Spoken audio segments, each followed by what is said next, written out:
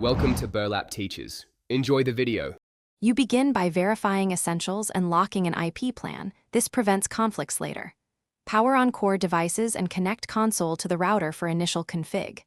Configure the router's hostname, admin password, and basic services, then set the gateway to 192, 168, 1, 1 and define your 192, 168, 1, 0/24 scheme.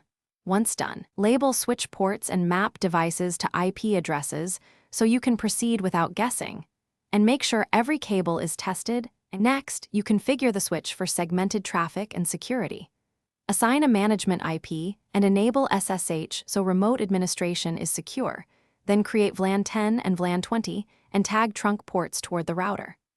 Once VLAN are assigned to access ports, implement inter-VLAN routing on the router or a layer 3 switch and add basic ACLs to limit guest access.